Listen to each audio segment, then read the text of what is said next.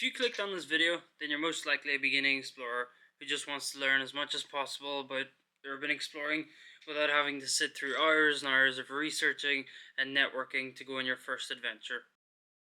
In this video, I will go through everything from the rules of urbexing, what to bring with you, how to stay safe and hidden from prying eyes, finding locations, and building trust within a community of your choosing. Rule 1 for me would definitely be study the law and urbexing in your country. Because even though exploring abandoned buildings might seem innocent, it can land you with a pretty hefty fine or a potential civil lawsuit. At least here in the UK, anyway. And of course, depending on what type of property you enter, but if you stick to these rules, you'll be more than okay. Rule 2 for me would be take nothing but pictures. Look, this one is simple. Don't steal anything, no matter how small or large. Nobody likes a thief. Plus, if you get caught, there will be grounds for prosecution. Rule 3, I would say, would be leave nothing but footprints, meaning don't vandalise the spot by tagging or leaving graffiti around, as once again, that would just be grounds for prosecution. And speaking about vandalism, don't be one of those people who want to smash everything in sight. Keep it preserved for other people, for other explorers. Preserve the location. Preserve it. Especially because abandoned buildings, they don't last forever. And as a community, we just want to preserve these spots and enjoy their history together. Rule 4, I would say, is one of the more important ones, even though these aren't really ranked in any particular order. Don't break in. If you can't find your way in through an open door, window, cellar, or anything of such nature, just leave it alone. If a location is closed with no way in, it can mean two things. It's either freshly abandoned with cameras and sensors still running, or the owner of the property wants to protect it and most likely boarded it up after seeing others get inside, most likely still with active working cameras and sensors. Rule 5 would be don't share the location publicly. If you record or take photos, don't include the exact address or coordinates of the location in things like descriptions, comments, or titles. This will just lead to more vandalism. Why expose a spot that you spent your own time researching and looking for? Sharing locations is only okay amongst trusted community members. I'll get to that further on in the video. Rule 6. Do not bring a large group with you. Me personally, I love urbexing with just my girlfriend. We always watch each other's backs and can quickly get out if need be. Ultimately, I would suggest bringing no more than 2 or 3 people with you. When you keep the group small and coordinated, you can avoid being spotted or heard much easier. Rule 7. Don't explore buildings and structures that are visibly heavily damaged, especially anywhere with loss of floor or foundation integrity. You'll quickly notice these things when you first enter the location. Rule 8. For me, it would be if you want to make content, please don't steal other creators' work. Spend your own time and effort creating and building your own platform. Make it yours. Don't take others' videos and photos and put your watermark or your tag on it. That's just low effort and we hate to see it. This section will specifically be about what I bring with me for most of my adventures. I recommend starting with a backpack with no bright colours for obvious reasons. Usually I would bring a flashlight or my phone light if I'm not using it to record, especially if you're exploring at night. Personally, I don't recommend exploring at night. It's easier to get caught waving a bright light around, and you don't often see the dangers hiding in the dark. Bring a decent pair of boots and trousers that won't puncture easily, something like jeans or heavily plated cargo trousers. And I myself use these Doc Marten boots. Bring a face mask, regardless if you think there will be heavy dust inside. You just never know. If you're super paranoid about your health and you know the building is old and in a damp location, bring a mask rated for mold, like a respirator. I'd recommend a P100 at least. I personally don't have one, but I probably should get one. I also bring spare camera batteries and a portable charger, which is especially good for locations far away from civilization. Definitely bring some type of gloves. You never know what could be on the things that you're touching or moving out of the way. Bring a first aid kit just in case. Something simple with clean bandages and disinfectant. And personally, I also bring a tourniquet or two with me for any heavy emergencies that might happen. You probably can't see it, it's still wrapped, just to be safe. But it's a tourniquet for any heavy major bleeding. You wrap it around your arm or your leg and you tighten it. That's good just in case, especially if you're far away and you need to stop bleeding. So a tourniquet will be handy. Remember, it's better to have it and not need it than need it and not have it. I'll leave a link in the description for these specific ones that I use. I would also bring water and a snack, especially for larger locations that I know I'll spend a bit more time in. And most importantly, tell someone close exactly where you're going and when. Someone you trust, not just a friend, a family member. I weigh 100 kilo, boys.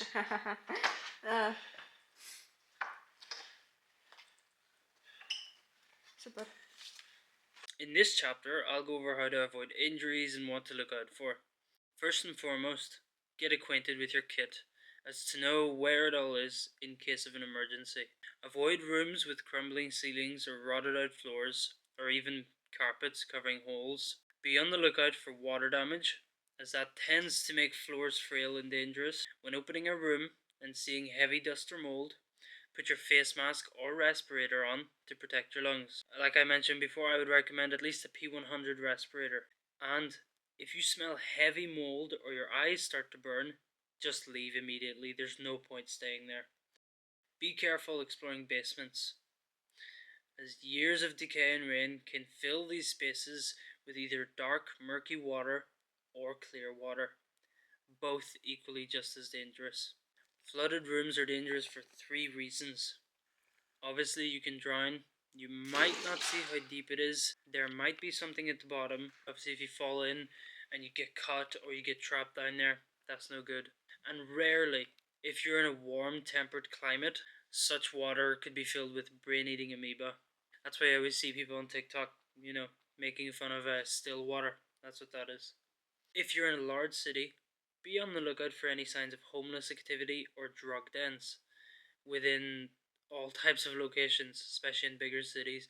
I've only ever seen this in America, and such people tend to get very defensive over their spots. If you see any signs of wild animals, take caution. Things like bats, raccoons, and even feral dogs can all potentially carry rabies or other diseases. It's just best to avoid, leave them alone. And on the off chance that you'll be exploring Chernobyl or the Pripyat region, bring a portable Geiger counter and don't stay too long to avoid radiation sickness. And most importantly, please be vigilant, walk slowly, and trust your gut. If it feels unsafe or wrong, don't attempt it. There's a lot of ways to avoid detection to better preserve your adventure. I would start with a simple Google or YouTube search to see if there's any active security or patrols on site. If so, avoid such a location for at least your first couple of times exploring until you build up your experience and skill.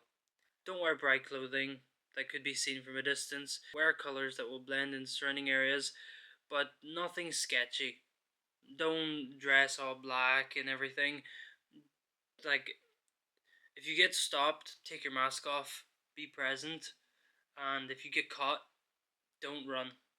We're not trying to evade authorities here. If you get caught, own up to it and just say you'll leave. Avoid making noise or talking too loud, especially in a built up area or semi active site like a town or a city. Tread slowly and coordinate with your fellow explorers closely and whisper when possible. Avoid shining your torch through windows or doors, especially at night. If you're exploring at night, I would definitely pre-scout the area during the day and maybe wear a red light headlamp, as its color is damper and softer than a normal white light. While looking for an open entrance point, I would suggest finding at least another one or two exits as a means of a quick way out, if need be, if the situation is dangerous. Or you could potentially find a quiet, comfortable hiding spot and wait any tense situation out. Don't hang around for too long. Take your photos, your videos, explore and enjoy the location, but I wouldn't recommend staying for any longer than 1 to 2 hours, depending on the site and location of the spot. And a way in which most explorers get caught is actually because of where they park. Don't park directly outside of a location, don't block gates or public footpaths, don't park on the main road. Park further away and walk to your location.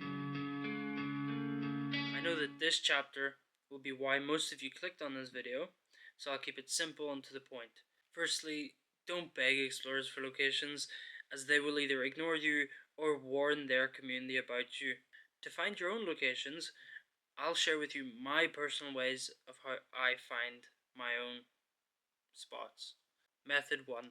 urbexology.com. This website is a great international open community dedicated to urbex locations. It's decently simple to use and doesn't require verification.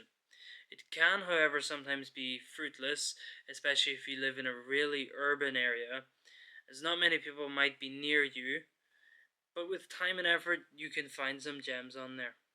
Oh, and the only thing I think you need is to just put your email in and you get the link to enter the website. Method 2. Haze Explorer. You know it's spelled differently, but Haze Explorer. This is a mobile app. You download it, make an account, and request an invite. Normally the mods will accept within a day or two. From what I remember, you get 10 locations near you when you first get in, and then every day you get awarded a new location near you. It's a community dedicated to sharing their love for urbex, and so for any locations you explore and upload there, you will get rewarded with more locations near you. They recently added a feature with which you can set your own base point, even in a different country, and receive locations near it, which is good if you're traveling or going on a holiday, or just planning to go somewhere further away, maybe in the future. Method 3. Google Maps. This method is the most time consuming yet most rewarding method.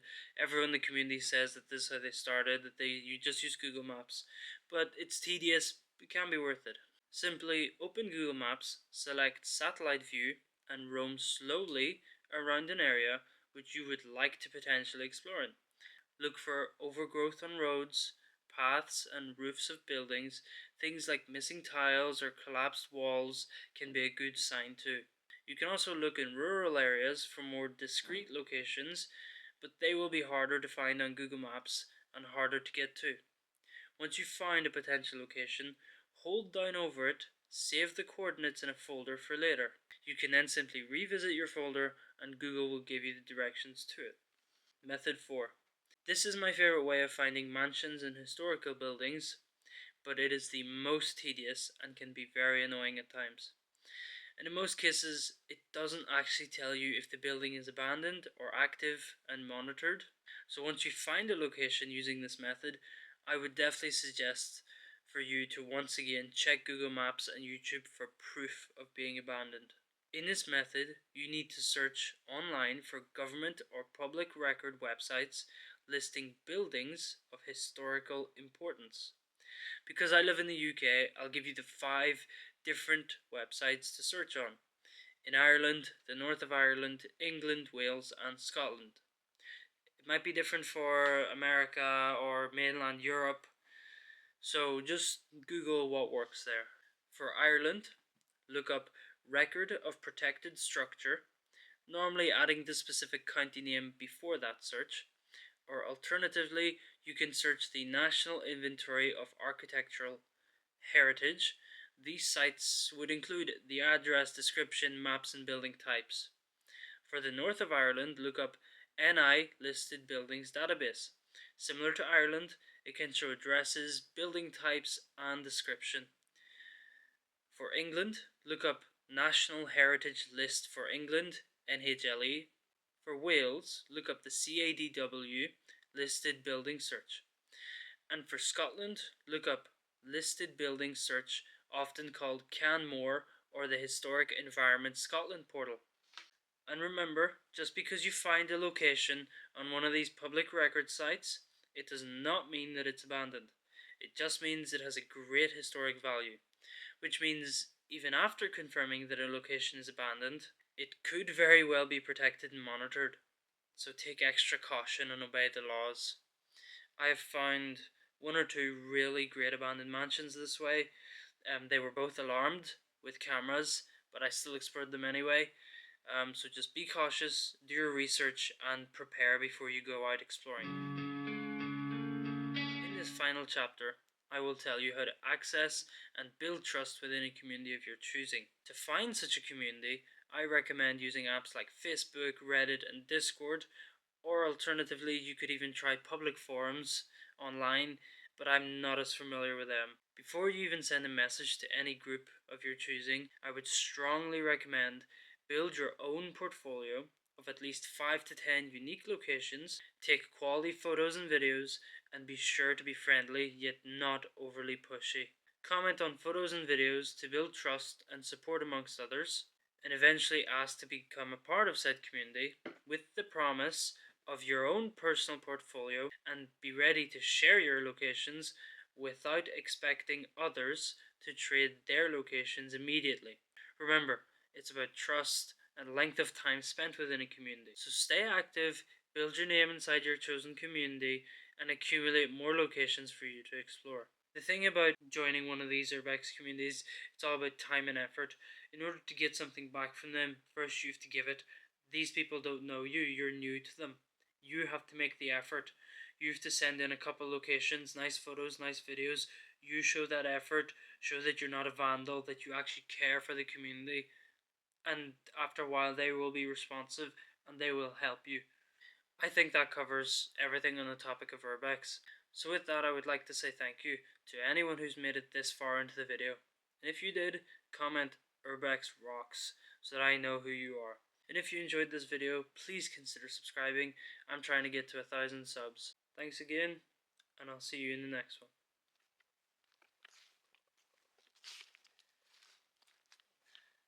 Halt, kurwa, stój. Chcesz przejść 5 złotych. Pierdolone żule. No pożycz 5 złotych, kurwa, no. Tu już nic nie mam, no daj 5 złotych, no proszę pani, kurwa. No, Nie mam nic, spierdalaj. daj fajkę, kurwa, nie, no zlituj się. Nie mam kurwa. No, wypierdalaj.